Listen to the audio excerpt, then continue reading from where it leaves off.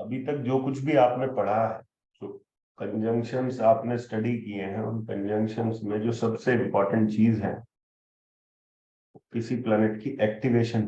तो किसी ग्रह को आप किस प्रकार जागृत करते हैं किसी भी कर्म के द्वारा, कर्मा अलाइनमेंट टेक्निक में। यहाँ पर दो चीजों को उपयोग में लाना है। सबसे पहला है जो वो स्ट्रिंग की ग्रह किस स्ट्रिंग के अंदर है, और दूसरा कि ग्रह किस डिग्री पर है।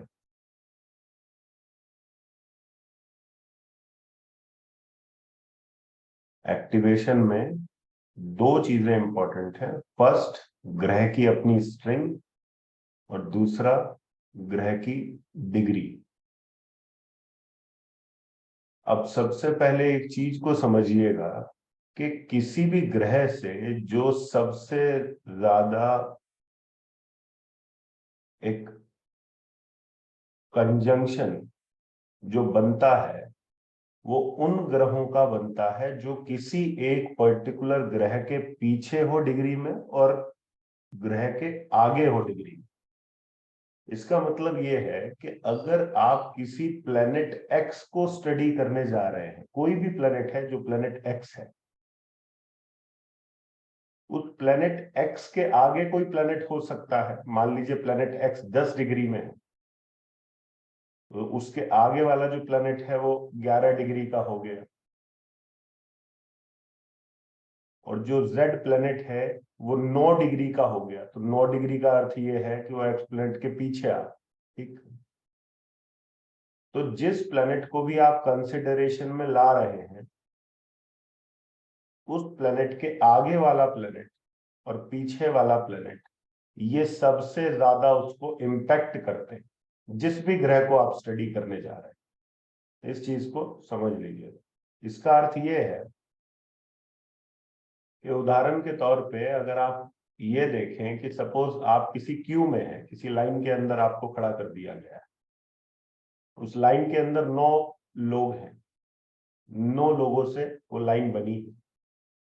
तो 9 लोगों की वो जो लाइन बनी है उस लाइन के अंदर सबसे ज्यादा जो आपको प्रभाव फील होगा वो 2 लोगों का होगा। एक वो जो लाइन में आपसे आगे खड़ा है, और एक वो जो लाइन में आपसे पीछे खड़ा है। यानी कि आप एक करतरी में है। करतरी, करतरी मीन्स कि एक किसी पर्टिकुलर चीज का दोनों तरफ से बीच में आ जाना। ठीक। या उसको सैंडविच भी बोल सकते हैं कि जैसे सैंडविच के बीच में एक कोई चीज पर्टिकुलरली आ गई, तो आगे ग्रह, पीछे ग्रह, और बीच में ये पर्टिकुलर ग्रह आ गए। ठीक।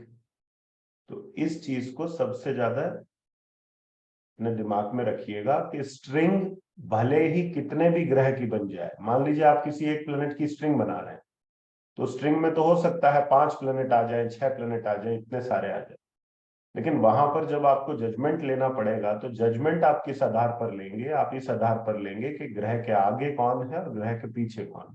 ठीक है। तो ये सबसे ज्यादा इंपॉर्टेंट फिनोमिना है यहाँ पर। अब मान लीजिए हम किसी किसी भी ग्रह की बात कर रहे हैं, आपकी लाइक सूर्य की बात करें,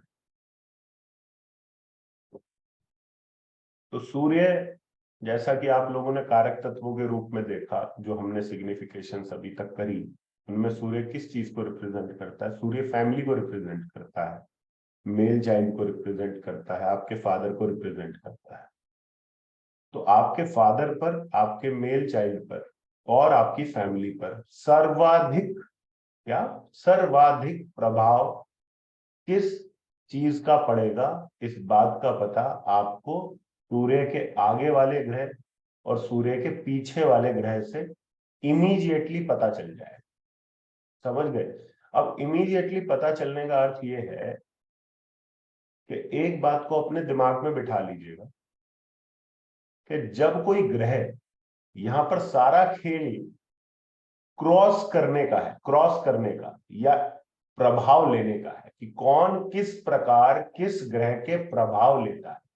अगर ये बात आपको समझ में आ गई तो सारी थ्योरी, सारी फिलॉसफी आपको कैट की समझ में आने लगी। कैसे? मान लीजिए सूर्य है, सूर्य कितने डिग्री का है? 10 डिग्री का। लिख लीजिए इस एग्जाम्पल को, तभी समझ में आएंगी चीज।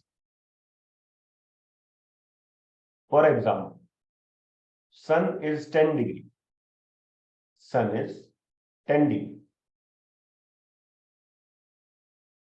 जुपिटर इज 9 डिग्री,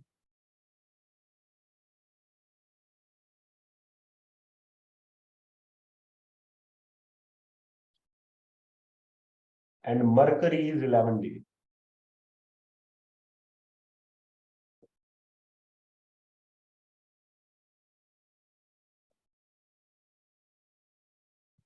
अब स्ट्रिंग को क्या लिखोगे आप?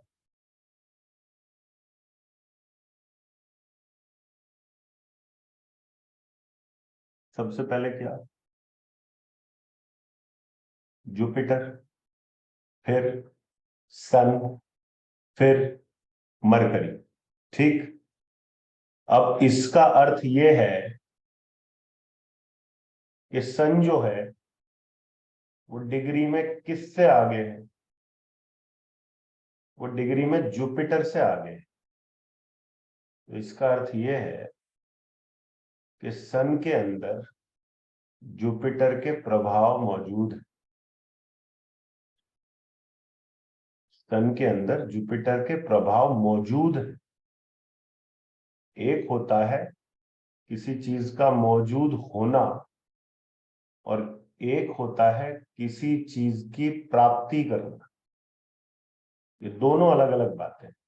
एक है कि प्रभाव का ऑलरेडी आपके अंदर होना, और एक है आगे चल के उस प्रभाव को लेना। दोनों अलग अलग चीजें। ठीक है।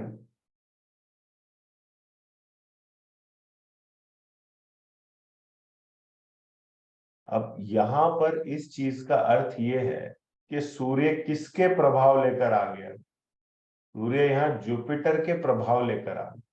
ठीक। तो अब जुपिटर से आप क्या क्या चीजें समझते हैं कि क्या चीज जो है वो जुपिटर रिप्रेजेंट करता है? जुपिटर प्रॉस्पेरिटी रिप्रेजेंट करता है, जुपिटर लक रिप्रेजेंट करता है, जुपिटर आइडियलिज्म रिप्रेजेंट करता है।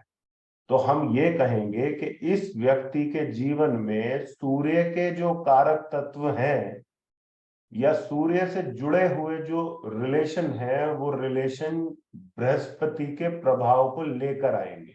मतलब हम ये बोल सकते हैं कि ये जो व्यक्ति है, इस व्यक्ति की फैमिली पर ईश्वर की विशेष कृपा रहेगी, क्योंकि वो कृपा ऑलरेडी उस फैमिली के पास है। ठीक। क्योंकि वो जुपिटर के प्रभाव सूर्य पे है। फैमिली एथिकल होगी, फैमिली बड़ी होगी, फैमिली रिलीजियस माइंडेड होगी, फैमिली के अंदर एथिक्स और मोरालिटी होंगी। तो ये सब चीजें जो हैं आप बोल सकते हैं। क्लियर है? मतलब सन ने किसके प्रभाव लिए? जुपिटर के प्रभाव लिए। लेकिन अब इस बात को समझिएगा कि जीवन में एक व्यक्ति किस चीज को चेज करने के पीछे ज्यादा रहता है। व्यक्ति जीवन में उस चीज को चेज करता है जो उसके पास नहीं है। जो ऑलरेडी उसके पास है उसको दरकिनार करके, उसको नेग्लेक्ट करके वो उस चीज के चेज करने की तरफ दौड़ पड़ता है जो अभी उसने प्राप्त नहीं की।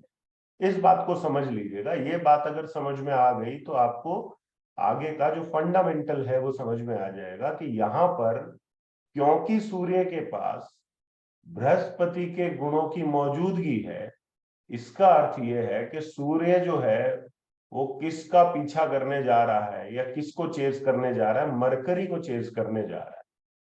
तो मरकरी का अर्थ क्या है? मरकरी को आप किन किन चीजों से जोड़ के देखते हैं? मरकरी व्यापार है, मरकरी एजुकेशन है, मरकरी सोशल नेटवर्किंग है, मरकरी जो है वो इंटेलेक्ट है। तो हम ये कह सकते हैं कि जो फैमिली है ये व्यापार करने का सोचेगी। ये फैमिली जो है इसका इंटेलेक्ट बहुत अच्छा होगा। ये फैमिली जो है ये हो सकता है एजुकेशन की तरफ फोकस्ड रहे, क्योंकि मरकरी जो है एजुकेशन भी, ठीक है, तो ये चीज हम बोल सकते हैं। तो अब इसका मतलब ये है कि जब हम किसी भी ग्रह को पढ़ रहे हैं, किसी भी ग्रह को, उसके आगे और पीछे कौन कौन है ये सबसे ज्यादा इंपॉर्टेंस रखता है। अब आप स्वयं अपनी कुंडली में, अगर आपकी अपनी बात कर ली जाए कि अगर as a personality, as a character, अगर आपकी अपनी बात की जाए, आप जुपिटर है, स्वयं में कौन है, आप जुपिटर है। आप किस प्लेनेट का प्रभाव लेकर आए हैं, किस ग्रह का प्रभाव आप लेकर आए, आपका जुपिटर, आपका जुपिटर किस ग्रह को क्रॉस कर कर आया है, या आपके जुपिटर के ठीक पीछे जो प्लैनेट है आपके अंदर एज अ जीवा, एज अ एक पर्सनैलिटी, उस ग्रह का प्रभाव सबसे ज्यादा है। समझ लीजिएगा उस चीज। अब इसको कैसे देखना है, आप सब लोगों के पास यदि अपना चार्ट मौजूद है इस समय, और आपके प्लैनेट की डिग्रीज आपके पास हैं, और आपके पास स्ट्रिंग अगर बनी बनाई है, तो आपको स्वयं समझ में आ जाएगा कि क्या है। ठीक है, कैसे, इसका एग्जाम्पल सुनिएगा। मान लीजिए आपकी कुंडली में एक स्ट्रिंग जो बनी है जुपिटर की, अरे भाई रेट्रो और वो सब चीजों पर हम बाद में बात कर लेंगे, अभी पहले जो डायरेक्ट है ना उसकी बात कर लेंगे। तो मान लीजिए जुपिटर जो है वो सन को क्रॉस करके आया है। इसको सन को क्रॉस करके आया है, यानी कि सन 9 डिग्री है, जुपिटर 10 डिग्री। तो इसका मतलब ये है कि जुपिटर के अंदर प्रभाव किस ग्रह के हैं, सूर्य के। अब आप जितने भी लोग हैं जिनके चार्ट में ये कॉम्बिनेशन बना हुआ है, जहां पर आपका जुपिटर सन को क्रॉस करके आया है, वहां आप बोल सकते हैं कि एक जीव के रूप में, एक जीवात्मा के रूप में आप अपने पिता की तरह है। जैसी पर्सनैलिटी, जो कैरेक्टरिस्टिक्स आपके पिता के हैं, वही कैरेक्टरिस्टिक्स आपने अडॉप्ट किए। ठीक। दूसरा, सूर्य को क्या ले सकते हैं, सूर्य जो है वो अथॉरिटी का भी कारक है। तो आप नेचर में थोड़ा और अथॉरिटेटिव जो है उस तरीके से बिहेव करेंगे। अथॉरिटेटिव होना आपके अंदर है। जुपिटर 0 डिग्री, जुपिटर सबसे कम, जुपिटर सबसे ज्यादा, सब चीजों के बारे में बात करेंगे भाई। जब जो ग्रह क्रॉस करके आया है पहले उसको समझ तो लो। जीरो और हाईएस्ट की टेंशन बाद में करना, पहले उसको समझ लो कि अगर वो जुपिटर सन को क्रॉस करके आया है तो क्या कुछ रिजल्ट देखने को मिले। अब जुपिटर जो है यदि मून को क्रॉस करके आया है तो जुपिटर के अंदर जो प्रभाव है वो चंद्रमा के। अब यहाँ पे व्यक्ति अपनी माता जैसा चरित्र जो है वो रखेगा, और साथ में उसके अंदर एक मूडीनेस, एक फिकल माइंडेडनेस, ठीक है, वो देखने को मिलेगी।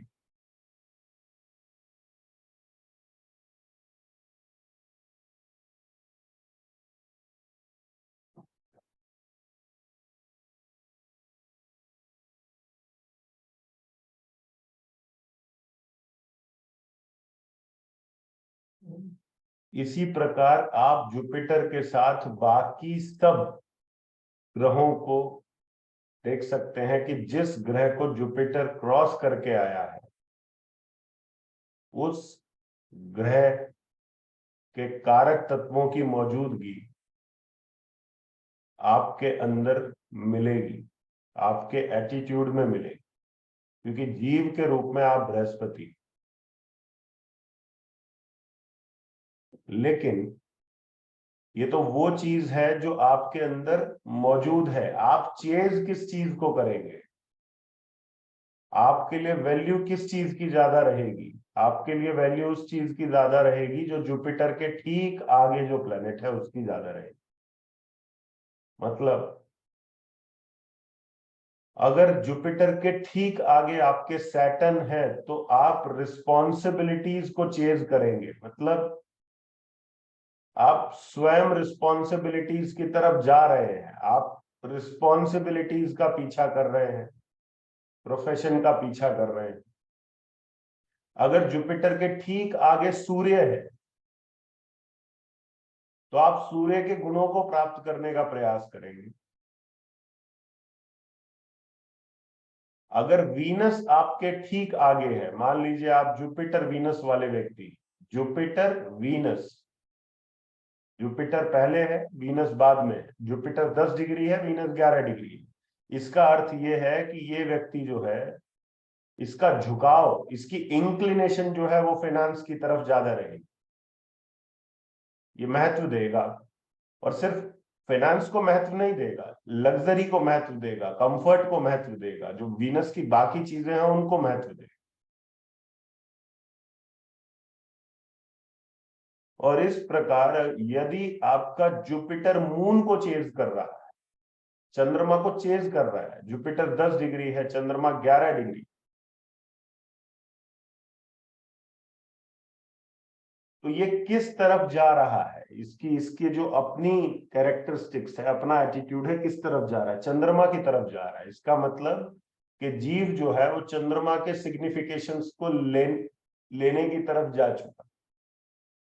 अब यहां पर एक चीज सबसे ज्यादा देखने वाली है, आप सब लोगों को जो सिग्निफिकेशंस बताई गई हैं उसमें जो चैलेंजिंग सिग्निफिकेशन है, जिनको आप किसी भी रूप में ये कह सकते हैं कि वहां पर आपको बैलेंसिंग में सबसे ज्यादा प्रॉब्लम आती है, वो 4 ग्रहों में आती है। वो है moon, Mars, Rahu and Ketu. चंद्रमा, मंगल, राहु और केतु, ये ग्रह खराब नहीं है, लेकिन इनकी बैलेंसिंग में कोई ना कोई प्रॉब्लम आपको आती है।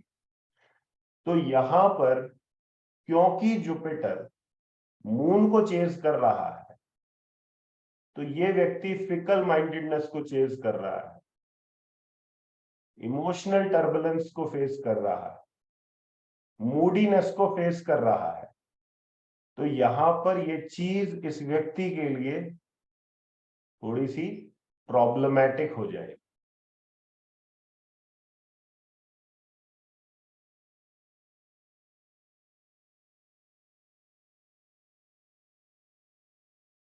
अब कई दफा अब एक चीज और नोटिस कीजिएगा कि ये तो आपको पता चल गया कि भाई जुपिटर अगर उस तरफ जा रहा है मून की तरफ, कहीं ना कहीं वो एक अच्छे सिग्निफिकेशन की तरफ नहीं जा रहा। लेकिन जरा सोच के देखिए कि जुपिटर एक तो जा चंद्रमा की तरफ रहा है, और वो क्रॉस, अगर बात करें कि किस ग्रह को क्रॉस करके आया, तो वहां पर राहु आ गया। मतलब राहु, जुपिटर, मून, ये कॉम्बिनेशन बन गया। राहु, जुपिटर, मून, मतलब सबसे लीस्ट डिग्री में कौन? राहु। फिर उसके बाद कौन? जुपिटर। उसके बाद कौन? चंद्रमा। अब यहां पर जो जीव है, या जो स्वयं वो व्यक्ति है, उसको बहुत ज्यादा इश्यूज देखने को मिलेंगे। क्यों? क्योंकि वो दो दो मैलेफिक प्लैनेट्स के बीच में हैम्ड हो गया। इसको आप पाप कर्तरी बोल सकते। तो ये दो तरह की कर्तरी होती है। एक होती है शुभ, जहां पर आगे भी अच्छा प्लैनेट है और पीछे भी अच्छा प्लैनेट है, और एक हो गई पाप कर्तरी, जहां पर पीछे भी खराब प्लैनेट है, आगे भी खराब प्लैनेट। अब यहां आपको बैलेंसिंग करने में ज्यादा चैलेंजेस आए। क्यों? क्योंकि जीव के अंदर ऑलरेडी इनसिक्योरिटी मौजूद है कि नहीं? इनसिक्योरिटी, वो इनसिक्योरिटी कौन दे रहा है? वो इनसिक्योरिटी राहु दे रहा है। और उस इनसिक्योरिटी के चलते ये व्यक्ति आगे किसकी तरफ जा रहा है? फिकल माइंडेडनेस की तरफ जा रहा है।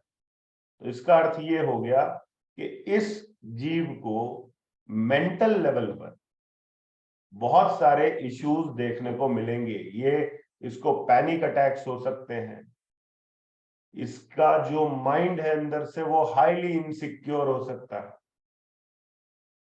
ठीक, हाँ स्टार्ट है।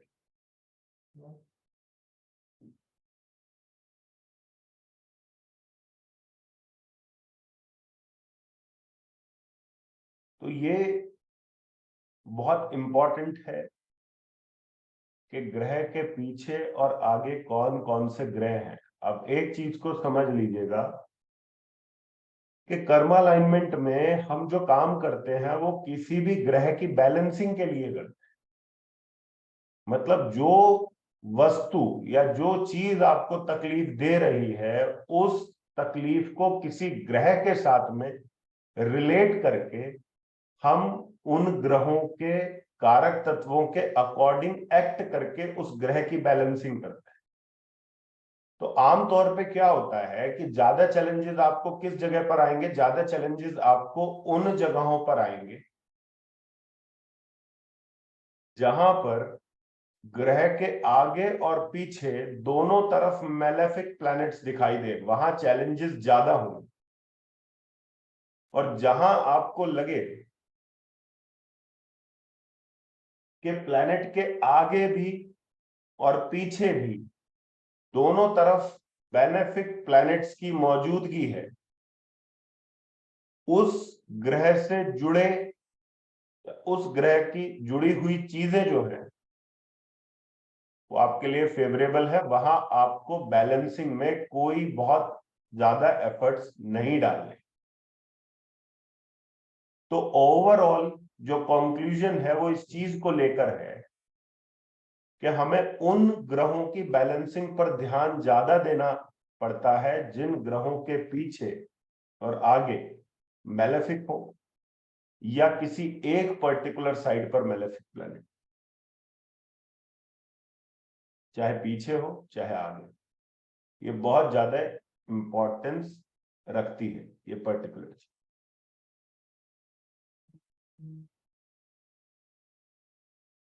ठीक है, इस चीज को ध्यान में रखिए।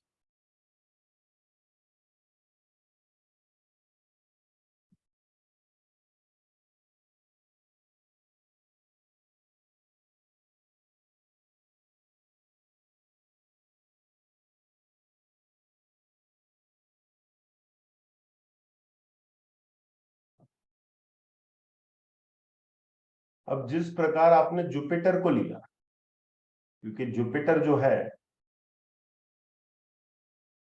वो जीव है, उसी प्रकार हम एक और इंपॉर्टेंट प्लेनेट को लेते हैं जो आपकी लाइफ को सबसे ज्यादा इंपैक्ट करता है, वो है सैटर्न। वो है सैटर्न।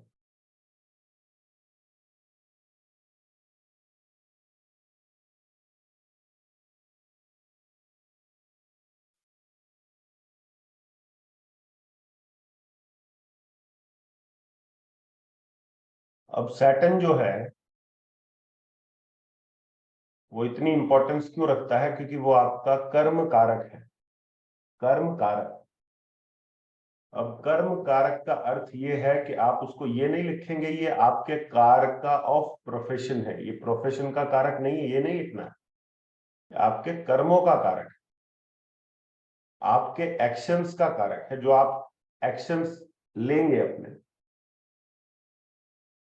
उन एक्शंस में किस प्रकार की मौजूदगी होगी, ये सैटर्न के आगे और पीछे जो प्लैनेट हैं उनसे आपको पता चले।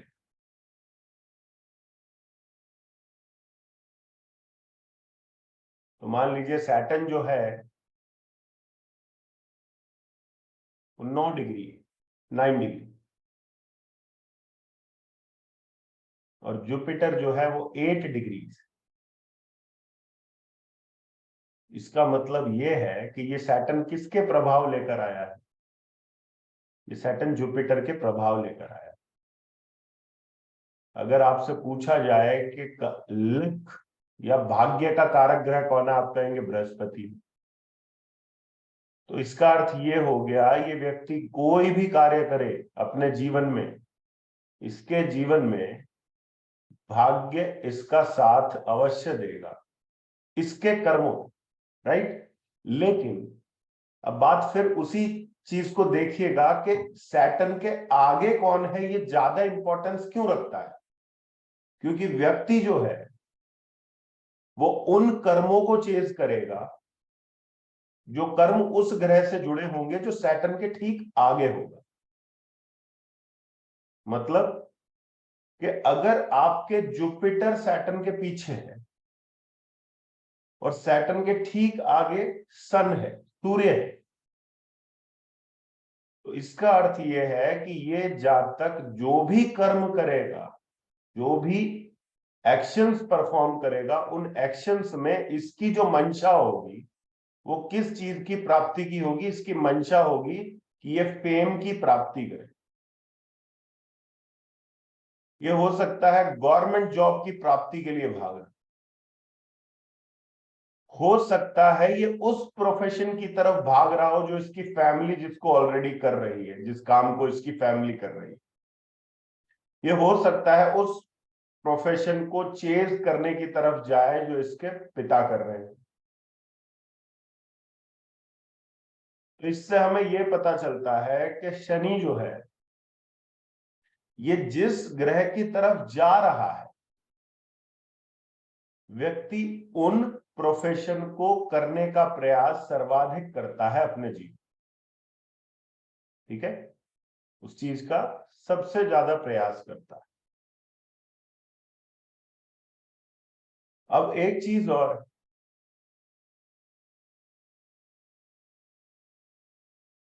कि ज्यादा प्रॉब्लम कब आती है? चेंजेस का कारक ग्रह कौन है? कौन सा ग्रह है जो चेंज को रिप्रेजेंट करता है? चेंज, किसी भी प्रकार का बदलाव, चंद्रमा, ठीक। अब आप यहां पर जितने भी लोग हैं जिनकी कुंडली में सैटर्न यदि 10 डिग्री है और मून यदि 11 डिग्री है, तो इसका मतलब सैटर्न किसको चेज कर रहा है? चंद्रमा को चेज कर रहा है। तो यहां पर एक स्टोरी ये भी बनती है कि ये व्यक्ति अपने प्रोफेशन को बदलने की चेष्टा रखेगा।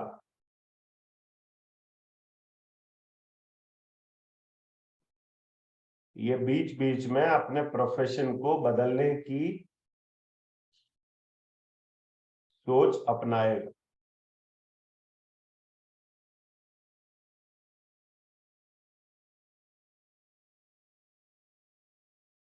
अगर सैटर्न के ठीक आगे मंगल है,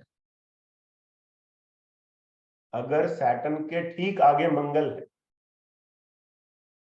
तो इसके कर्म जो है वो किस तरफ जा रहे हैं? किस ग्रह की तरफ जा रहे हैं? मंगल ग्रह की तरफ जा रहे हैं। अब मंगल के अपने जो एट्रीब्यूट्स हैं, अपने जो कारक तत्व हैं, उनमें एक कारक तत्व जो है वो एनिमिटी का भी है, मतलब शत्रुता का भी।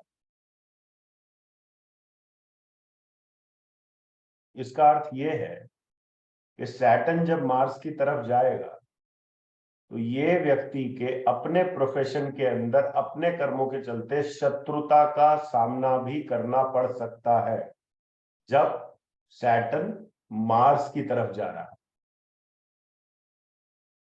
ठीक। अब यहां पर उस चीज पर ज्यादा जोर क्यों दिया जा रहा है कि जो प्लैनेट सैटर्न से आगे है? क्योंकि आप जब कर्म करेंगे तो कर्मों का जो रिजल्टेंट होगा, जैसे कोई भी एक्शन आप करते हैं तो आप जानते हैं कि एक्शन का कोई एक सर्टेन रिएक्शन आपको मिलता है। तो जो सैटर्न के ठीक आगे प्लैनेट है वो आपके एक्शन का रिएक्शन वहां पर रिप्रेजेंट कर रहा है। इसका अर्थ यह है कि ये व्यक्ति यदि कुछ एक्ट करने को चलेगा, वो एक्ट किस में तब्दील हो जाएगा? किस ग्रह में तब्दील हो जाएगा? मंगल में तब्दील हो जाएगा। अब मंगल जो है वो एंजाइटी को भी रिप्रेजेंट करता है, इसलिए जिस व्यक्ति की कुंडली में सैटर्न कम डिग्री पे है और मंगल ज्यादा डिग्री पे है, ये व्यक्ति अपने प्रोफेशन के चलते एंजाइटी भी जो है इसको मिल सकती है। ठीक है। अब इन सब चीजों को थोड़ा जोड़कर देखिएगा। कैसे जोड़कर देखना है अपने को? हम लोगों ने अभी तक कंजंक्शंस जो पढ़े हैं, जिन युतियों को अभी तक स्टडी किया है, उसमें मार्स राहु युति का एक कुछ पॉइंट्स बताइए कि अगर मंगल राहु की युति आपकी कुंडली में है या किसी और की कुंडली में है तो आपको क्या कुछ देखने को मिलता है। मंगल राहु की युति में आपको हाइपर एंजाइटी देखने को मिलती है, आपको हाइपर एग्रेशन देखने को मिलता है।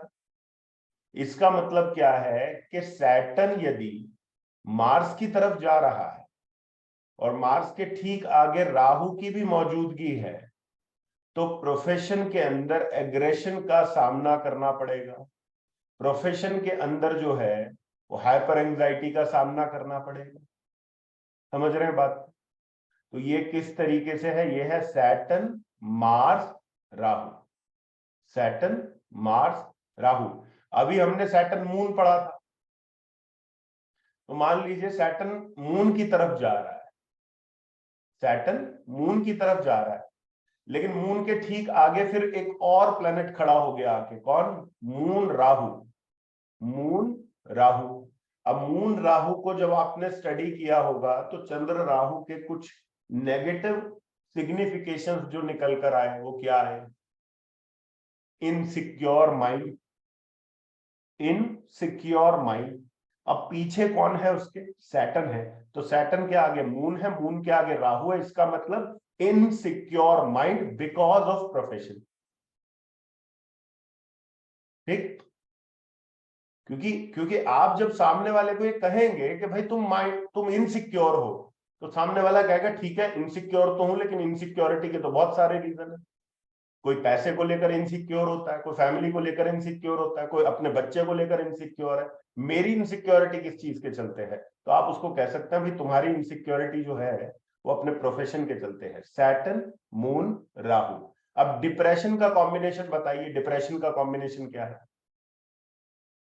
डिप्रेशन का कॉम्बिनेशन है चंद्र केतु। क्या है? चंद्र केतु, मून केतु। मून राहु क्या है? मून राहु जो है वो इनसिक्योरिटी, और मून केतु क्या है? Moon Ketu depression. राइट? तो अगर सैटर्न है, सैटर्न के बाद मून है, मून के बाद केतु है, तो depression because of profession, depression because of Karma.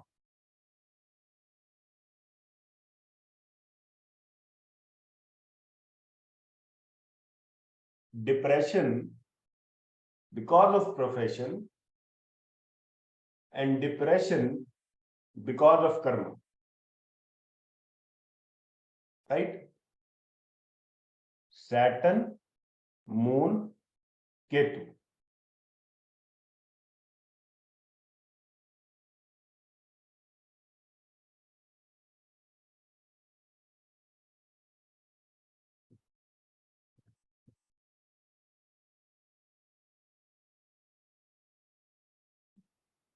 तो अब आप लोग ये समझ गए कि जो प्लैनेट जिसके प्रभाव लेकर आया है, उससे ज्यादा प्लैनेट उस प्लैनेट को चेज करता है जिसके प्रभाव लेने का उसने प्रयास करना है। राइट? तो आप यदि किसी भी ग्रह का ये एक डेस्टिनेशन देखना चाहते हैं कि प्लैनेट के अंदर किस ग्रह को प्राप्त करने की प्यास है, तो आप ये देखेंगे कि जिस प्लैनेट को भी आप स्टडी करने जा रहे हैं उसके आगे ग्रह कौन। अब यहां पर एक चीज का विचार कीजिएगा आप। आज के समय में बहुत सारी पास्ट लाइफ को लेकर बहुत सारी बातें होती है। पास्ट लाइफ में क्या थे, पास्ट लाइफ में क्या करते थे, पास्ट लाइफ में कौन से कर्म किए हैं, पास्ट लाइफ में किन लोगों को पीड़ा दी है, पास्ट लाइफ में किन लोगों से पीड़ित हुए हो। तो ये सब चीजें आपके सामने आकर खड़ी हो जाएंगी यहां पर, और उन सब चीजों को स्टडी करने का मेथड आपके पास। एक बात को समझिए आप कि ये क्रॉस करके आने का मतलब क्या होता है, या इसका अर्थ क्या होता है कि वो ग्रह उसके प्रभाव लेकर आया है। सोच के देखिएगा, इस पर विचार कीजिएगा। जब हम ये कहते हैं कि इस ग्रह ने इस ग्रह के प्रभाव जो है वो ग्रहण किए हुए हैं। इसका अर्थ ये है कि कहीं ना कहीं अपने पास्ट लाइफ में आपने इस ग्रह की चीजों को एक्सपीरियंस किया हुआ है। इसका मतलब ये है कि यदि आपकी कुंडली में शनि के ठीक पीछे केतु है, शनि के ठीक पीछे केतु है, इसका अर्थ ये है कि हो सकता है पिछले जन्म में, पास्ट लाइफ के अंदर आपका जो प्रोफेशन रहा है वो किसी चिकित्सक, कोई कंसल्टेंट या किसी ज्योतिष से ही जुड़ा हुआ हो। इसलिए सैटर्न के ठीक पीछे जो प्लैनेट होता है, जब कभी आप उस प्लैनेट से रिलेटेड कोई एक्शन लेते हैं तो आपको ऐसा लगता है जैसे इस काम को आपने पहले भी कभी किया है, या उस काम को करने में आपको एक कंफर्ट जोन फील होता है, क्योंकि कहीं ना कहीं आपका सबकॉन्शियस उस प्लैनेट की मेमोरी को कैरी करता है, जो प्लैनेट किसी प्लैनेट से क्रॉस्ड है। इसलिए जो केतु सैटर्न वाले लोग हैं,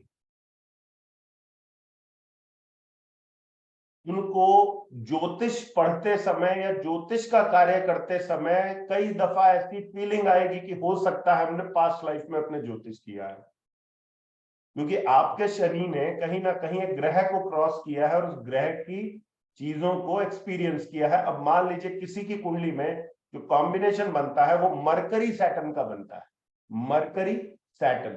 तो मरकरी किस चीज का कारक है? मरकरी विद्या कारक।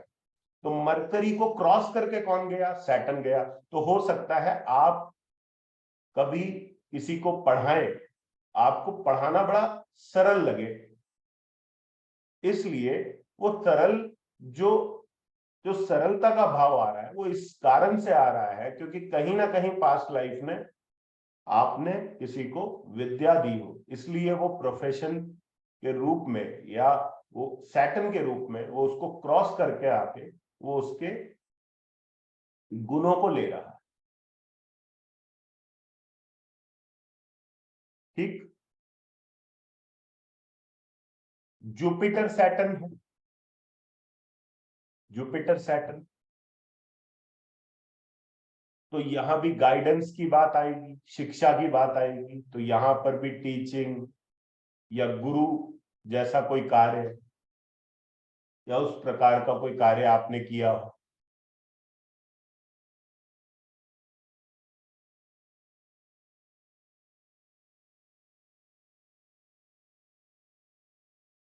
अगर किसी का मंगल शनि है, मंगल शनि, अब मंगल शनि का अर्थ यह है कि शनि जो है मंगल को क्रॉस करके आया है, तो हो सकता है पिछले जन्म में भी आपने कोई टेक्निकल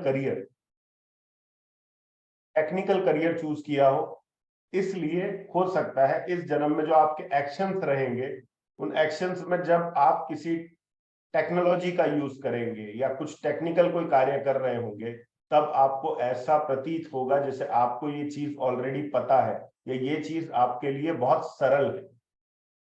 तो जब जब आप किसी काम को करते हुए सरलता महसूस करते हैं या आपको ये लगता है कि ये कार्य जो है ये आपके लिए नॉन कार्य आपको प्रतीत हो रहा है, तो इसका अर्थ यह है कहीं ना कहीं आपके सैटर्न ने उस प्लैनेट को क्रॉस किया है और उसके प्रभावों को अपने अंदर लिया है, तभी आपको ये फील जो है आ रही है।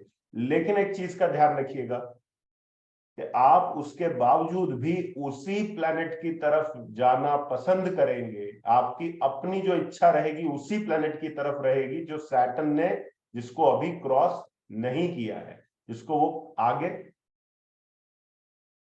प्राप्त करना चाहे।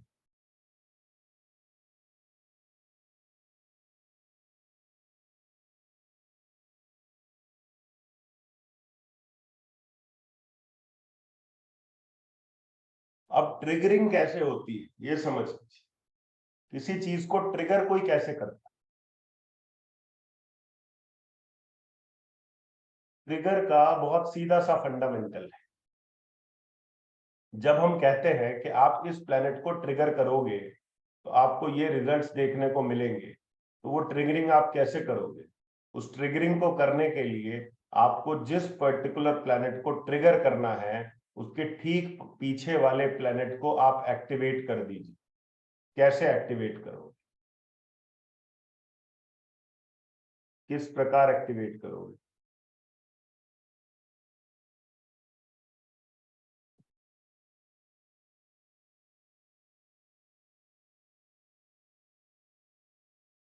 अब देखिए, सपोज कीजिए आपके चार्ट में एक कॉम्बिनेशन बनता है मंगल शनि का। क्या बनता है? मंगल Shani.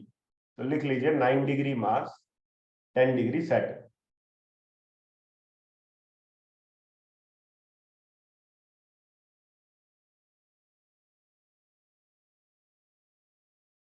Nine degree Mars, 10 degree Saturn.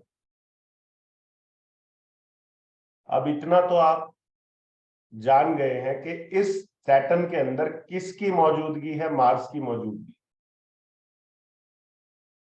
यदि मार्स को अपने एक्शंस के अंदर लाया जाए, यानी कि मार्स के एक्शंस कर लिए जाए, तो इस व्यक्ति के सैटर्न को एक्टिवेशन मिल जाएगी। इसलिए हम ये कहते हैं कि जब किसी की कुंडली के अंदर ये योग बन रहा हो मंगल और शनि का, अब मार्स को एक्टिवेट करने पे इस व्यक्ति को करियर अपॉर्चुनिटीज की प्राप्ति होने लगी।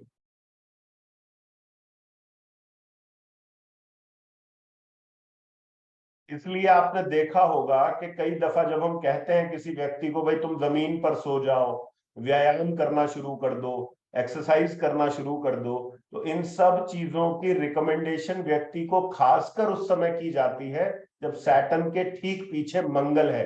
क्योंकि मंगल के रिप्रेजेंटेशंस जब आपने लिखे थे, मंगल के कारक तत्वों को जब आपने लिखा था, तो उसमें आपने इसको देह के रूप में लिखा था। देहा, देहा मीन्स बॉडी। इसका अर्थ यह है कि आपका बॉडीली फिट रहना, आपका फिजिकली फिट रहना आपके प्रोफेशन के लिए अनिवार्य है। मतलब यहां यदि आपकी बॉडी के अंदर किसी प्रकार की प्रॉब्लम आती है तो वो सीधा सीधा आपके प्रोफेशन को अफेक्ट करेगी। इसलिए जो व्यक्ति ये कॉम्बिनेशन लेकर बैठा है उसको जिम कराया जाए, उसको फिजिकल एक्शन कराए जाए, तो ये व्यक्ति प्रोफेशनल स्टेबिलिटी प्राप्त कर पाएगा। अब आप कहें कि जी सबके लिए जिम जरूरी है, सबके लिए फिजिकल फिटनेस जरूरी है, तो यहां पर हम ये कह सकते हैं कि यदि वो व्यक्ति ऑलरेडी मंगल के कार्य में है, ऑलरेडी वो मार्स को अपने प्रोफेशन में ले रखा है, तो उसको इस चीज की आवश्यकता नहीं पड़ेगी। लेकिन हर व्यक्ति मंगल के प्रोफेशन के अंदर नहीं जुड़ा, तो जब व्यक्ति मंगल के प्रोफेशन में नहीं जुड़ा तो इसका अर्थ साफ है,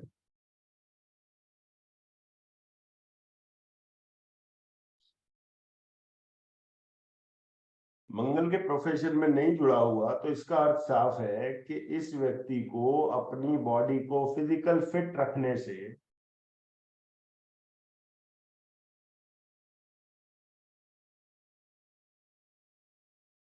प्रोफेशनल स्टेबिलिटी अचीव होगी।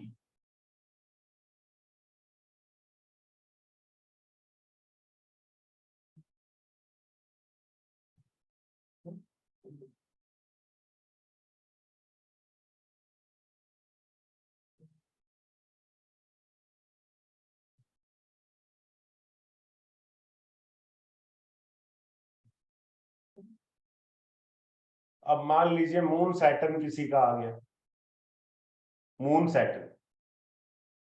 अरे भाई, ये बाद में डिग्री का बाद में लिख लेना, जो आप लोगों को बता रहा हूं वो लिख लो।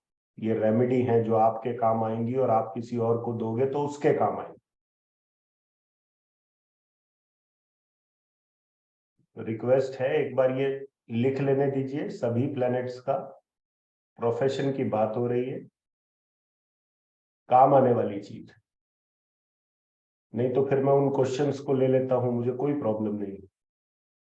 अब यदि अगर मून सैटर्न का है, यदि मून सैटर्न है,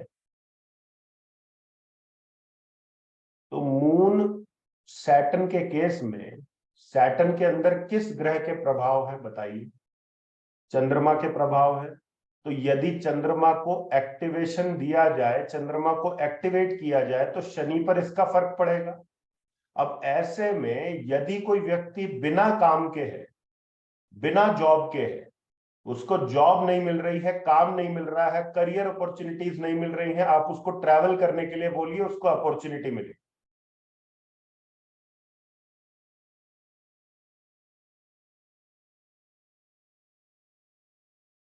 हो सकता है आपके अपने केस में भी यदि ये कॉम्बिनेशन हो मून सैटर्न का, इसका मून सैटर्न का, समझिएगा इस चीज को, ये बहुत इंपॉर्टेंट है और एक प्रैक्टिकल पिक्चर है जो आपको देखने को मिलेगी। अगर आपके केस में ये कॉम्बिनेशन बन गया मून सैटर्न का, ठीक, तो अब होगा क्या कि मून क्योंकि चेंजेस का कारक है, चेंजेस का, तो इसका मतलब यह है कि शनि के अंदर मून के प्रभाव सदैव मौजूद रहेंगे, आप कुछ कर नहीं सकते हो।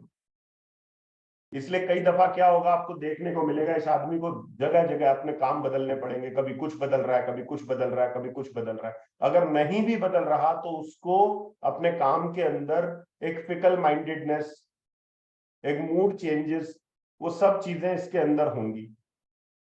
तो ऐसे में बहुत समय यह देखा गया है कि एक व्यक्ति को जब एक जगह पर रहते रहते बहुत लंबा समय हो जाए और वहां उसको करियर ग्रोथ ना मिल रही हो, या वो अपने जन्म स्थान पर रहकर ही अपने करियर को चला रहा हो, तो मून सैटर्न के केस में अपनी जगह बदल लेने से भी उसको करियर स्टेबिलिटी की प्राप्ति होती है, because moon represent change of place.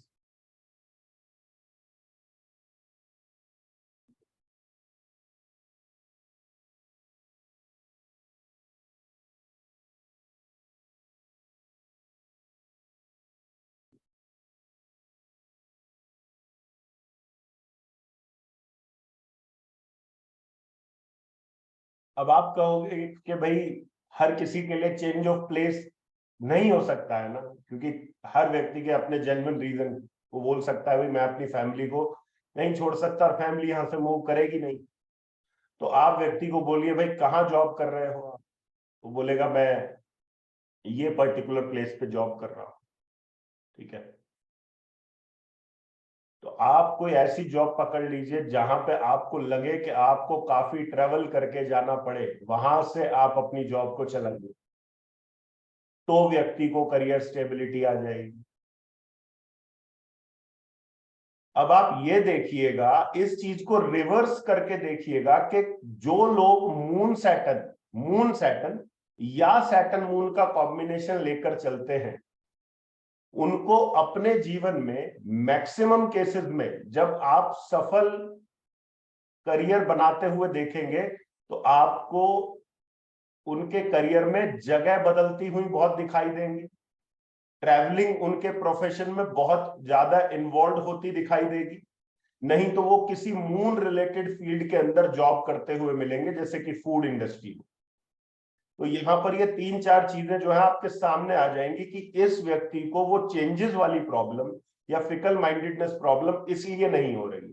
तो अगर ऐसे में वो व्यक्ति इन एक्टिविटीज को कर रहा है तो ऑलरेडी उसके पास प्रोफेशनल स्टेबिलिटी है, उसको कोई रेमेडी की आवश्यकता नहीं है। बट सैटर्न मून के केस में यदि कोई प्रॉब्लम फिर भी आपको बोल रहा है, तो इसका मतलब यह है कि उसको सीरियसली अपना प्लेस बदलने की आवश्यकता है।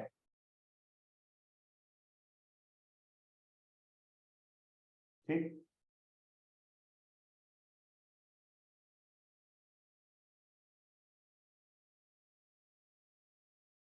अब आप में से बहुत सारे लोग पूछ रहे हैं कि अगर सैटर्न से पीछे मून है तो, सैटर्न से आगे मून है तो एक बात को समझ लीजिए कि आगे और पीछे वाले प्लेनेट दोनों का प्रभाव रहेगा ना। सोच के देखिए कैसे। मान लो मून सैटर्न कॉम्बिनेशन क्या है, मून सैटर्न, तो मून सैटर्न का मतलब क्या है कि सैटर्न ऑलरेडी प्रभाव लेकर आया है, और सैटर्न मून का मतलब क्या है कि सैटर्न मून के प्रभाव लेने की तरफ जा रहा है। तो दोनों ही केसेस में चंद्रमा को यूज करके प्रोफेशनल स्टेबिलिटी प्राप्त की जा सकती। समझ गए? इसलिए मैंने आपको स्टार्टिंग में क्या बात बोली कि आप जिस प्लेनेट को भी टारगेट कर रहे हैं उस प्लेनेट के पीछे और आगे कौन प्लेनेट है उसको समझना, उसके कारक तत्वों को समझना पहले इंपॉर्टेंट।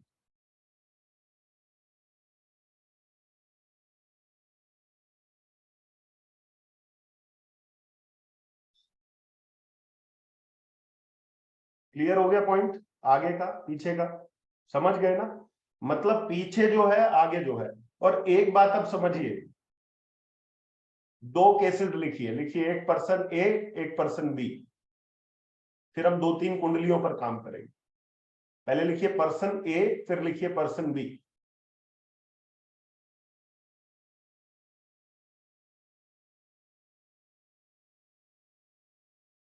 पहले को लिखिए जुपिटर सैटर्न मून। लिखिए जुपिटर सैटर्न मून।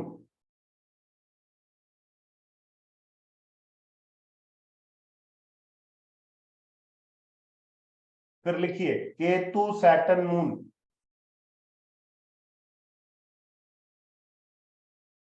केतु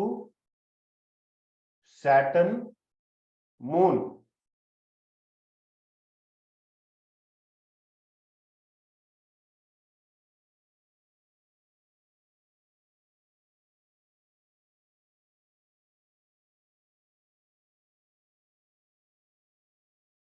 अब बताइए क्या लगता है किस व्यक्ति का प्रोफेशन के अंदर कंफर्ट, मैं ये नहीं कह रहा कि 100% ऐसे केसेस में होगा, लेकिन अगर एक लेमन के एंगल से देखा जाए तो आपको क्या लगता है किसके पास प्रोफेशन में इजीनेस रहेगी, यानी कि उसका प्रोफेशन जो है वो इजी रहेगा? पर्सन ए। ए, राइट। क्यों? क्योंकि भले सैटर्न मून की तरफ जा रहा है दोनों केसेस में, लेकिन पर्सन ए के केस में सैटर्न के पास जुपिटर के गुणों की मौजूदगी भी है, जो ये दिखा रही है कि इस व्यक्ति के प्रोफेशन को भाग्य का सपोर्ट, लक का सपोर्ट भी प्राप्त होगा। इसका मतलब इस व्यक्ति को वो प्रॉब्लम्स नहीं आएंगी जो पर्सन बी को आएंगी। क्लियर? इस तरीके से जब दो कुंडलियां आएंगी तो आप डिफरेंशिएट कर सकते हो कि आपको किसका ज्यादा प्रॉब्लम लग रहा है। अब आप यदि मेरे से पूछे, आप यदि पूछे कि क्या दोनों को ट्रैवलिंग करने से प्रोफेशन में लाभ होगा, मैं कहूंगा हाँ बिल्कुल दोनों को ट्रैवलिंग करने से लाभ होगा। लेकिन जो पर्सन ए है वो बहुत आसानी से ट्रैवल भी हो जाएगा, बहुत आसानी से लाभ भी हो जाएगा। पर्सन बी बहुत आसानी से ट्रैवल कर ही नहीं पाएगा, उसको ट्रैवल करने में भी बीच बीच में ब्लॉकेजेस आएंगी, बीच बीच में रुकावटें आएंगी। इस कारण से उसका प्रोफेशन ज्यादा इफेक्ट होगा। समझ में आ गई बात? क्योंकि वहां पर केतु की मौजूदगी है, किसके अंदर? शनि के अंदर। और चंद्रमा के अंदर किसकी मौजूदगी है? केतु और शनि दोनों की मौजूदगी। समझ गए? इस तरीके से आप इंटरप्रिटेशन कर सकते हैं इस चीज।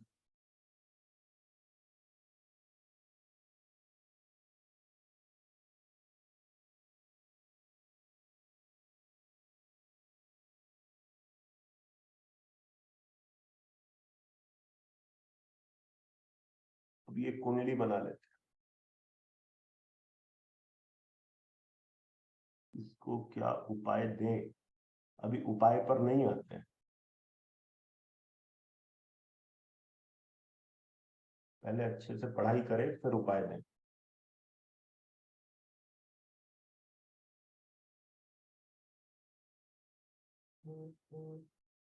वैसे केतु सैटर्न मून जिस व्यक्ति का हो, केतु सैटर्न मून जिस व्यक्ति का हो,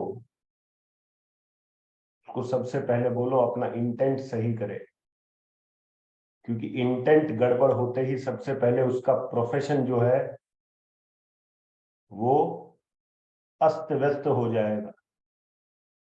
क्योंकि इंटेंट कौन सा प्लेनेट है? कौन है इंटेंट? केतु है इंटेंट, राइट। केतु इंटेंट है। और आगे चेंज कौन है? चेंज मून है।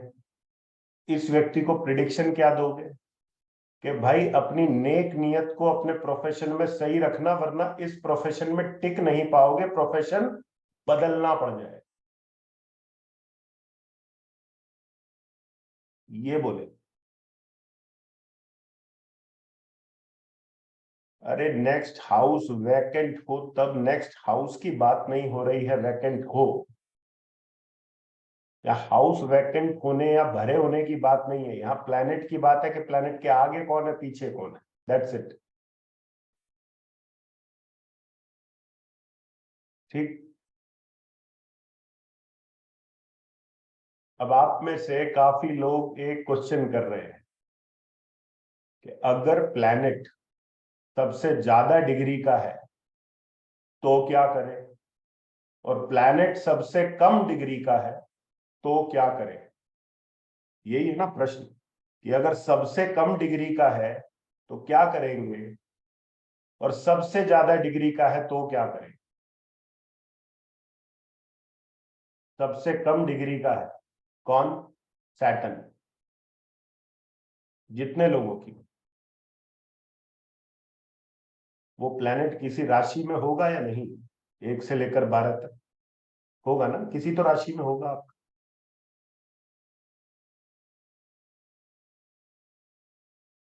राशि में नहीं है तो फिर जरूर दिक्कत है, लेकिन राशि में है तो फिर कोई प्रॉब्लम वाली बात नहीं है, फिर तो काम चल जाए। ठीक। तो अगर सबसे कम राशि में है और टॉरस या लिब्रा में है, किसमें, किसमें है, टॉरस में या लिब्रा में, तो आप उसको क्या लिखेंगे, वीनस सैटर्न। अगर आपका सैटर्न सबसे कम डिग्री में है, टॉरस में या लिब्रा में है, तो उसको क्या लिखेंगे, वीनस सैटर्न।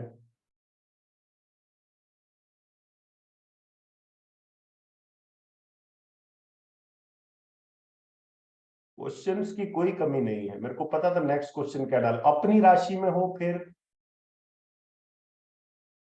अभी बाकी राशियों को देख लो, अपनी राशि की भी बात हो जाएगी। अगर वो 3 नंबर राशि या 6 नंबर राशि में है, मतलब जेमिनाई में है और वर्गो में है, तो फिर क्या लिखेंगे, जेमिनाई में है वर्गो में है, फिर क्या लिखेंगे, उसको लिखेंगे mercury Saturn, mercury Saturn.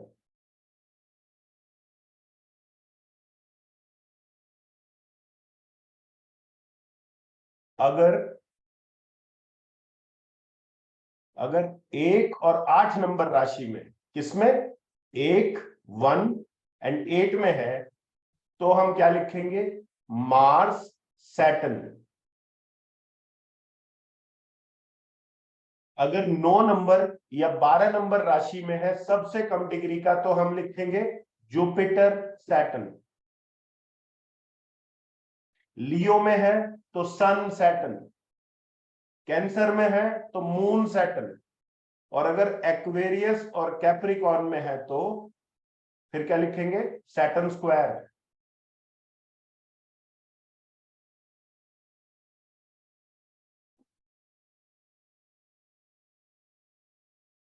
Saturn square नहीं लिखना है, क्या लिखना है, सैटर्न सैटर्न। ठीक है, सैटर्न सैटर्न। मतलब सैटर्न की ट्रिगरिंग किसके द्वारा होगी, सैटर्न के द्वारा होगी। अब सैटर्न के कारक तत्वों को उठा लीजिए, क्या है सैटर्न का कारक तत्व, सैटर्न का कारक तत्व है टाइम मैनेजमेंट, सैटर्न का कारक तत्व है डिसिप्लिन, सैटर्न का कारक तत्व है हार्ड वर्किंग। ठीक है, तो जो सैटर्न के कारक तत्व हैं उनको लेकर ही आपको सैटर्न को ट्रिगर करना पड़ेगा, बात समझ में आ गई। ठीक।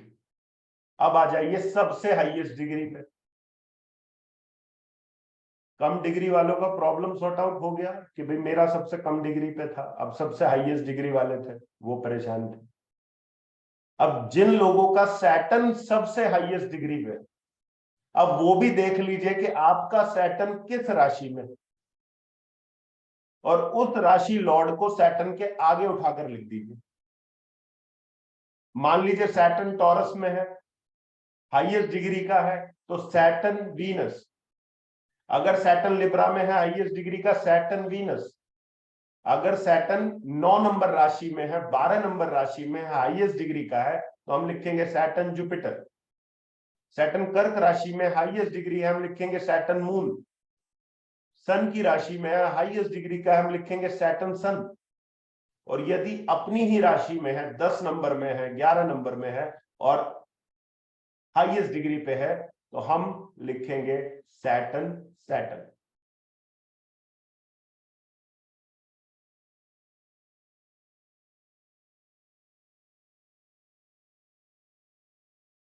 ठीक है, क्लैरिटी हो गई कम और ज्यादा की।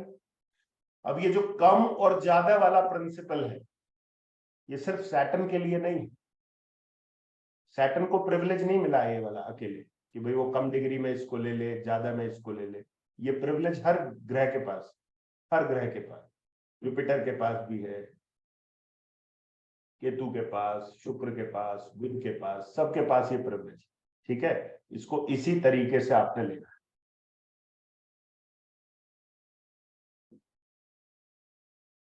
ठीक, अब एक एग्जाम्पल कर लेते हैं तब तक।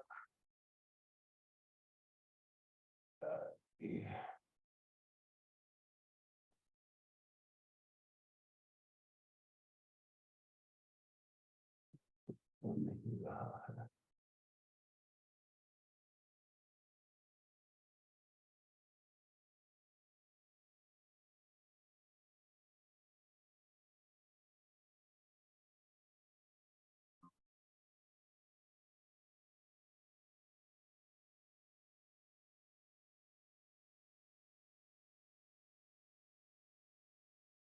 कुंडली बनाइए।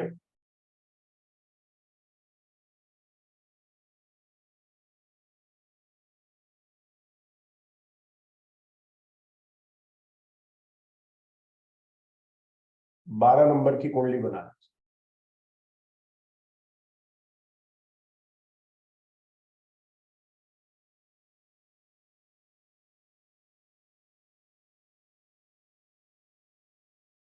12 नंबर की कुंडली में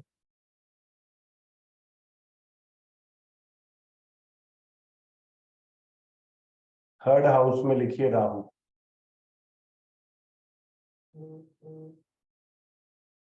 थर्ड हाउस में लिखिए राहु।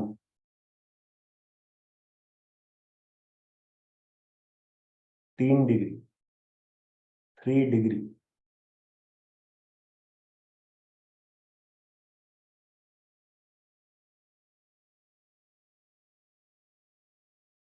चंद्रमा लिखिए 6th हाउस में। चंद्रमा लिखिए 6th हाउस में 15 degree, 15 degree.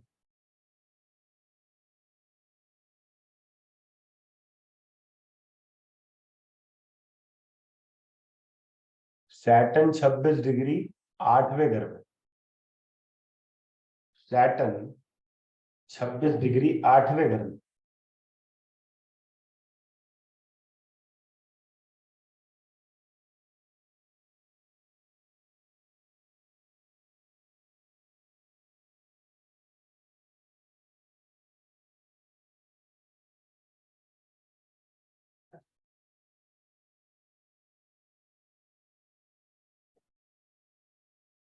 Mercury 21 degrees, Mercury 21 degrees 9th house.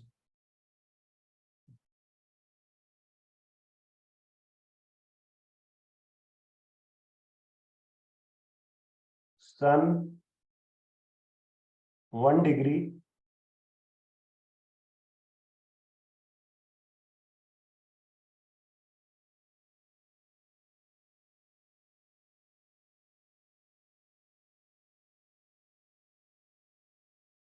Venus, Venus 10th house, Venus 10th house 10 degree. सूर्य 9th में, 9th house. Venus 10 degree 10th house. Jupiter, Jupiter 18 degree 18 degree, 10th house,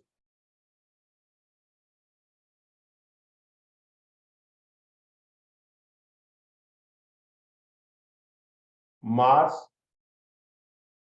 7 degree,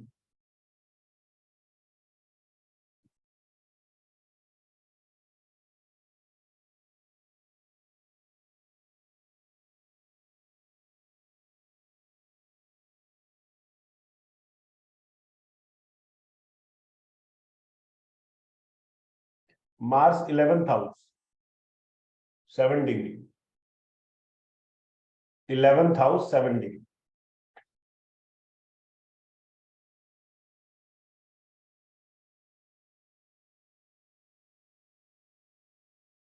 अब आप सबसे पहले Saturn की string बना लीजिए, Saturn की स्ट्रिंग बना लीजिए। उस स्ट्रिंग को आगे पीछे जो भी उसके प्लैनेट्स है उसको बाद में लिखिएगा, पहले सैटर्न की स्ट्रिंग बना लीजिए। उसमें जो भी प्लैनेट जहां कहीं भी आगे हो पीछे उससे कोई वो नहीं है, पहले स्ट्रिंग बनाइए सबसे पहले। और ये देखिए सैटर्न की स्ट्रिंग में कौन कौन से प्लैनेट आ रहे हैं।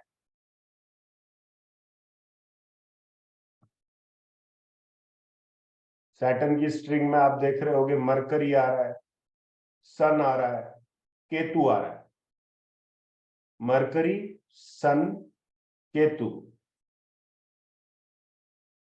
मरकरी, सन, केतु।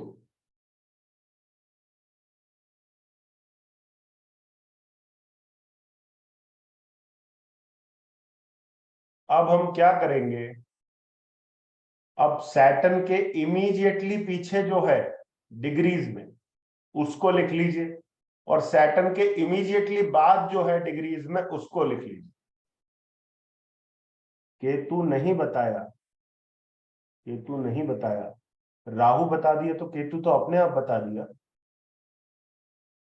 तीसरे घर में बताया था ना राहु, तो केतु अपने आप 9th हाउस में आ ही गया, उतने ही डिग्रीज का आ गया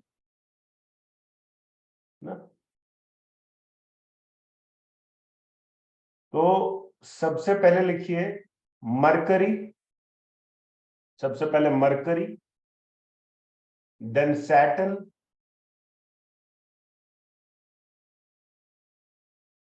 अरे मार्स क्यों लिख रहे हो भाई, मार्स नहीं है, मार्स कहां से आ गया, मार्स तो स्ट्रिंग में आएगा ही नहीं, मार्स तो स्ट्रिंग में आएगा ही नहीं। 159, सैटर्न से अगर 159 काउंट करें, 212 काउंट करें, 17 काउंट करें, तो उसमें मार्स तो आ ही नहीं रहा कहीं। यहां पर हम लिखेंगे मरकरी, पहले लिखेंगे मरकरी, फिर लिखेंगे सैटर्न। और अब हमें क्योंकि सैटर्न के आगे कुछ लिखना है तो हम देखेंगे कि सैटर्न किसकी राशि में है, वो राशि में है वीनस की, तो हम लिखेंगे वीनस।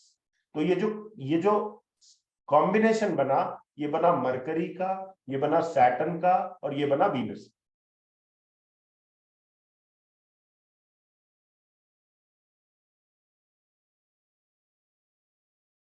अब सबसे पहले तो ये कॉम्बिनेशन को देखकर आपको एक बात समझ में आ गई होगी कि जैसे ही, कैसे क्वेश्चन करते हो आप लोग, हाउ मरकरी, मरकरी मेरी मर्जी से नहीं आया भाई स्ट्रिंग, सैटर्न से सेकंड हाउस में मरकरी है। जब हम स्ट्रिंग बनाते हैं हम कौन कौन से प्लैनेट्स को कंसीडर करते हैं, जो प्लैनेट से सेकंड में है, जो 12th में है, जो 1 में है, जो 5 में है, जो 9 में है, जो 7 में है, उसी को करते हैं ना, इस तरीके से लेकर।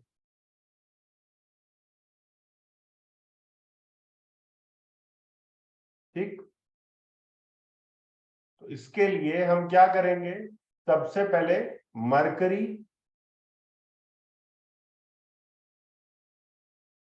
क्लोज करना पड़ेगा, mercury, Saturn, Venus, mercury, Saturn, Venus. तो सैटर्न के ठीक आगे कौन है, वीनस है। तो इसका अर्थ यह है कि ये व्यक्ति जैसे ही सैटर्न को ट्रिगर करेगा, मतलब काम करेगा, तो काम करने से एक बात तो साफ है कि इसको वेल्थ तो मिलनी ही मिलनी है। मतलब एक बार ये जब अपना काम करेगा, कोई भी काम करे, तो इसको वेल्थ मिलेगी मिलेगी। लेकिन अब वेल्थ डायरेक्टली तो मिलेगी नहीं, पहले तो उसको काम करना पड़ेगा, उसको प्रोफेशन में आना पड़ेगा। अब प्रोफेशनल स्टेबिलिटी वो कौन से प्लेनेट के थ्रू अचीव करेगा? जो सैटर्न के ठीक पीछे है, जो सैटर्न को ट्रिगर कर रहा हो। अब वो ट्रिगर कौन करेगा उसको? उसको ट्रिगर करेगा मरकरी। अब मरकरी किन किन चीजों को रिप्रेजेंट करता है, उनको देख लीजिए। अब सबसे पहले मरकरी की रिप्रेजेंटेशन क्या लगती है? सबसे पहले मरकरी की रिप्रेजेंटेशन लगती है एजुकेशन। एजुकेशन, फिर बिजनेस, फिर ट्रेडिंग,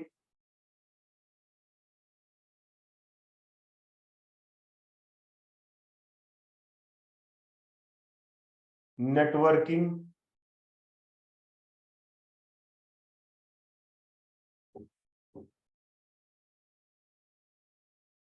डॉक्यूमेंटेशन,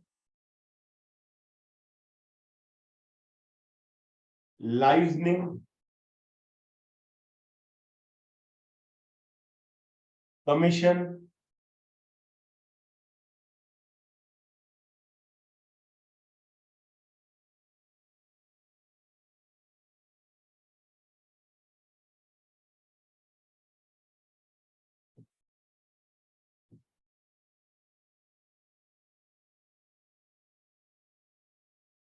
मरकरी एस्ट्रोलॉजी से लिंक नहीं कर सकते, मरकरी को एजुकेशन से लिंक कर सकते हैं। ठीक, सबसे education, astrology is Ketu, mercury is education. इसका मतलब क्या है कि ये व्यक्ति यदि लर्निंग करता है, तो लर्निंग से इसके प्रोफेशन को स्टेबिलिटी प्राप्त होगी, सबसे पहली बात। जब प्रोफेशन को स्टेबिलिटी प्राप्त हुई, तो सैटर्न जो है वो आगे किसको फर्दर ट्रिगर करेगा? वो वीनस को ट्रिगर करेगा। मतलब इसको वेल्थ की प्राप्ति होगी। तो ओवरऑल हम ये कह सकते हैं कि इस व्यक्ति को, या इस व्यक्ति के जीवन में जो सबसे ज्यादा इंपॉर्टेंस है, वो एजुकेशन की है। ये जितना पढ़ेगा, उतना अपने प्रोफेशन के अंदर वेल्थ की प्राप्ति करेगा, सीधा। How Venus is taken after Saturn. Venus is taken after Saturn because there is no planet ahead of Saturn. So we have to take someone ahead of Saturn to complete that आगे वाला planet and पीछे वाला planet part. ठीक, इसलिए Saturn जिसकी राशि में था उसको ले लिया।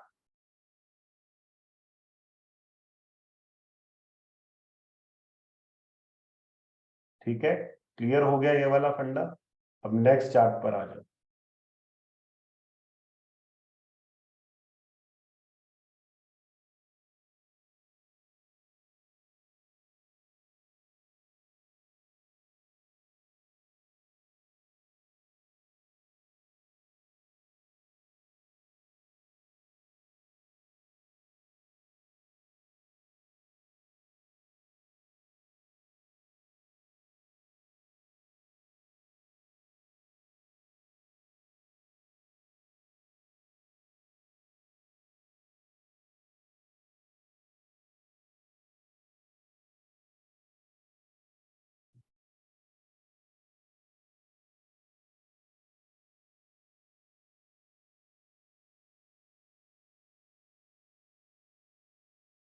लिखिए 9 number.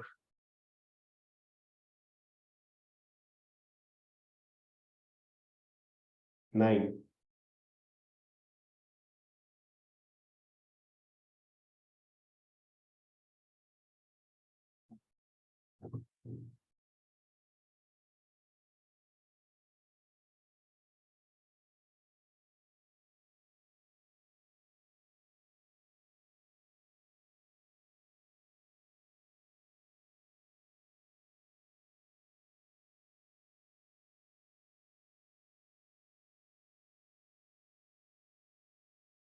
Moon first house 28 degree,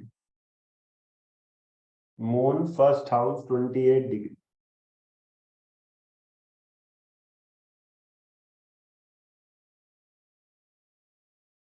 true.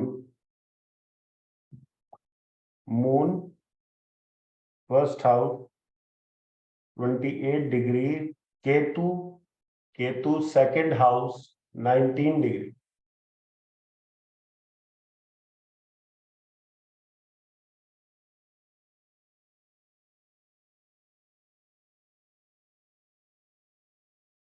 Fifth house, fifth house Saturn 22 degree. Fifth house Saturn 22 degree, Jupiter 9 degree.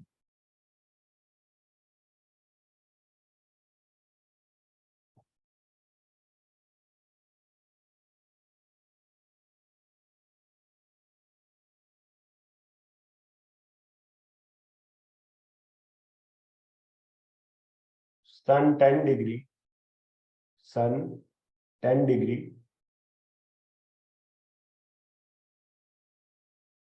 Eighth house Rahu 19 degree, eighth house. And Mercury 8 degrees, eighth house.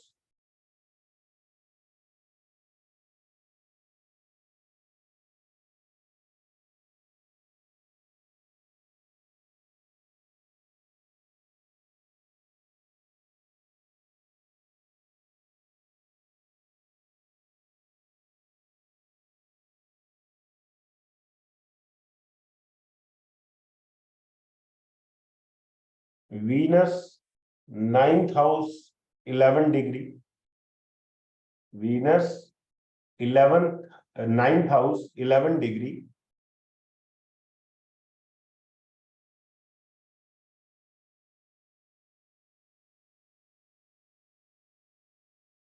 And 11th house Mars 15 degree. 11वें घर में मंगल है 15 degree का।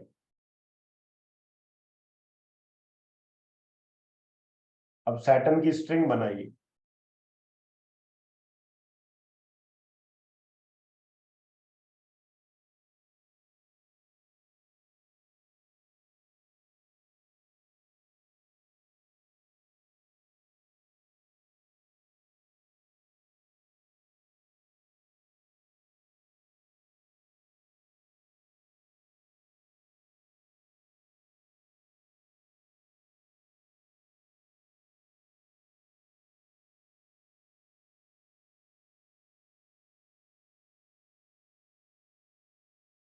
मैं बता देता हूं, string बनेगी मार्स सैटर्न मून।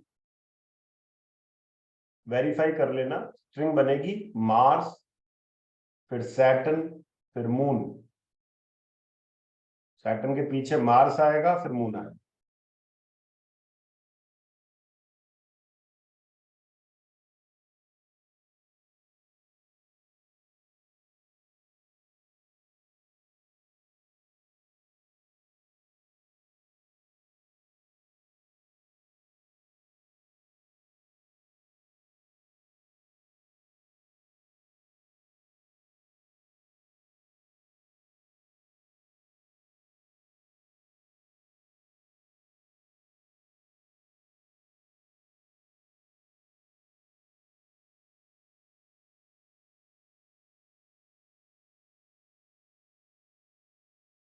वीनस भी तो आएगा, बिल्कुल आएगा, वीनस भी आएगा। लेकिन अभी हम वीनस के आने या ना आने को नहीं देख रहे हैं। हम पहले देख रहे हैं कि सैटर्न के पीछे कौन है इमीडिएटली, और सैटर्न के आगे कौन। मार्स कैसे? सैटर्न को जब रेफरेंस पॉइंट लिया तो 7th हाउस में सैटर्न के कौन है? मार्स है कि नहीं? मार्स है। 7th हाउस वाले प्लेनेट को कंसिडर करते हैं नहीं करते? करते हैं। राहु भी आएगा। अच्छा ठीक है जी, आएगा तो आप राहु को भी लीजिए उसके साथ।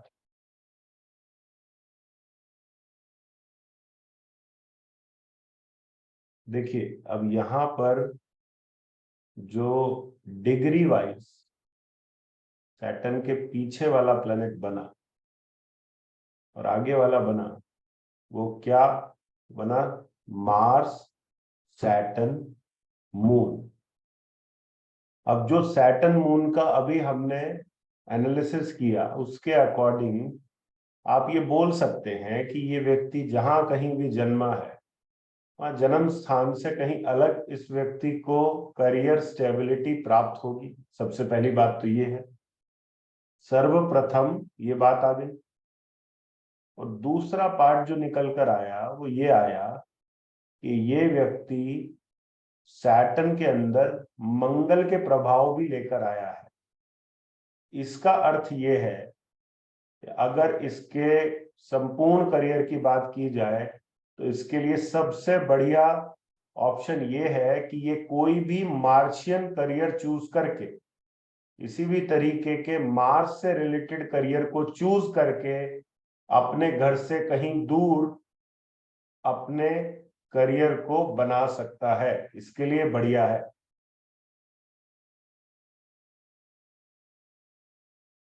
Mars related career but away from home.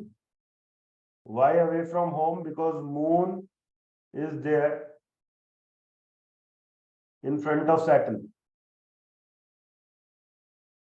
ये जो कॉम्बिनेशन है, ये वाला जो कॉम्बिनेशन है, ये आपको कई दफा डिफेंस के लोगों की कुंडलियों में देखने को मिलेगा।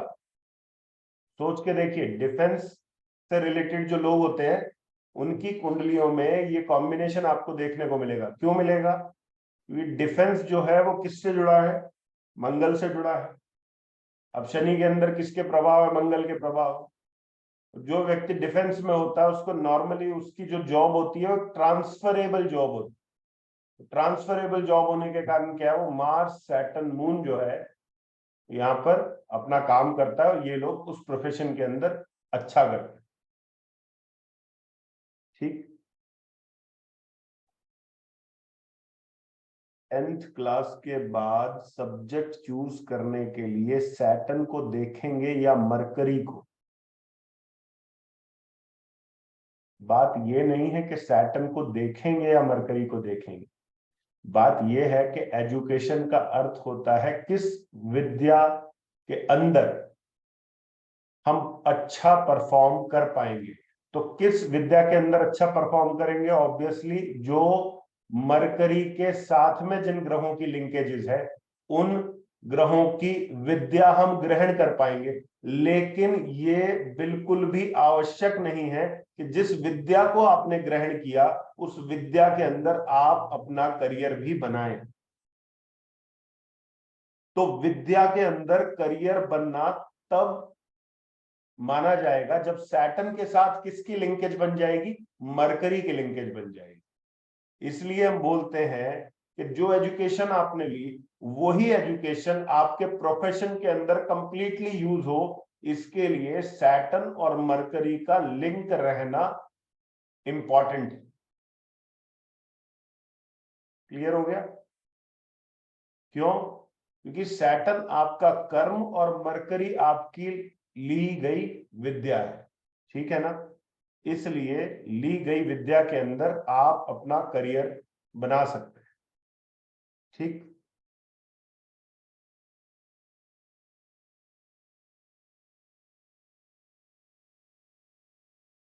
तो आपको अहेड कौन है, पीछे कौन है, इसका बहुत अच्छे से आइडिया हो गया है। तो आप जो प्रैक्टिस करेंगे आप इसी चीज की करेंगे। तो नेक्स्ट क्लास में मैं कुछ और चीजें जो है कि किस प्लेनेट के कारण क्या चीजें आपकी लाइफ में अपना रोल प्ले करती हैं उसके बारे में बात है। ठीक है? ये जो आपने किया है इस पर प्रैक्टिस कीजिएगा कि कौन सा प्लेनेट किसको लेकर आया है, तो उसके अकॉर्डिंग अपनी इंटरप्रिटेशन करके देखिएगा। इंटरप्रिटेशन करके देखिए। ठीक है जी? अब एक बात को और समझ लीजिएगा, ये नेक्स्ट क्लास में करेंगे लेकिन इसका थोड़ा सा मैं आपको आइडिया दे देता हूं, इसको कनेक्ट कीजिएगा अपने से स्वयं से कि कैसे देख रहे हैं। मान लीजिए हमने जुपिटर की बात करी, तो जुपिटर क्या है? जुपिटर जीव है, अपने आप में वो व्यक्ति है जिसकी बात हो रही है।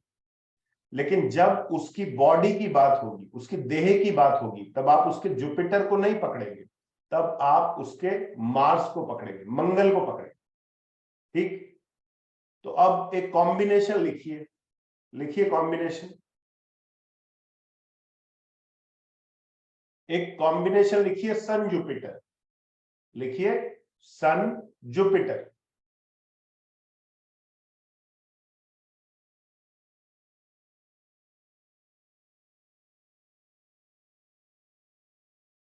कॉम्बिनेशन लिखिए मून मार्स। सन जुपिटर को एक तरफ लिख दीजिएगा, मून मार्स को एक तरफ लिख दीजिएगा।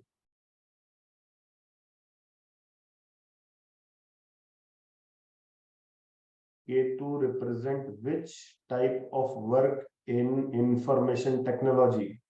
Ketu represents computer coding, computer coding. ठीक है, केतु का काम कोडिंग का है, फंक्शनिंग का नहीं। इसका मतलब क्या है? ये जो अभी अभी जो एग्जांपल हमने लिखा कि सन जुपिटर मून मार्स, आप जानते हैं क्या बोलेंगे, क्या प्रिडिक्शन देंगे सामने वाले को?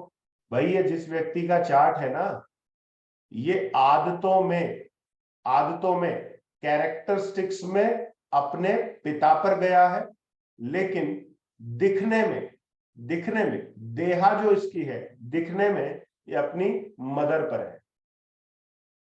ठीक है, इसलिए आप ये डिफरेंशिएट कर सकते हैं कि भाई जब कोई व्यक्ति जन्म लेता है तो वो दिखने में किसी एक जैसा होगा, लेकिन उसके जो अपने कैरेक्टरिस्टिक्स होंगे, जिसके तरीके से वो वर्क करेगा, वो कुछ और दिखा रहे हैं। समझ गए?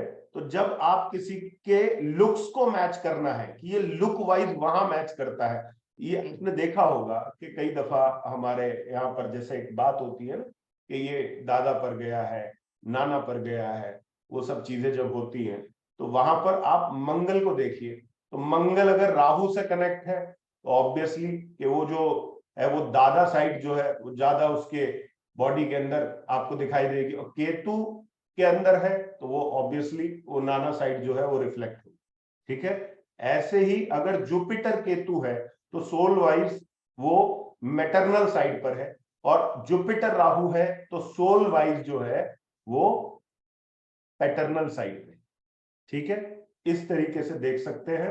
अब पहले कौन है, बाद में कौन है, इन ग्रहों पर विचार कीजिएगा, इनके थ्रू अपने कुछ कॉम्बिनेशंस बना के देखिएगा, और स्पेशली जो प्रैक्टिस करनी है वो स्पेशली दो ग्रहों पर ज्यादा प्रैक्टिस कीजिएगा, एक जुपिटर, दूसरा सैटर्न। ये ज्यादा इंपॉर्टेंस रखते हैं क्योंकि एक स्वयं वो जीव है और दूसरा उसका कार्य है। ठीक है जी, नेक्स्ट क्लास में फिर मिलेंगे, तब तक के लिए शुभ रात्रि, जय श्री राम।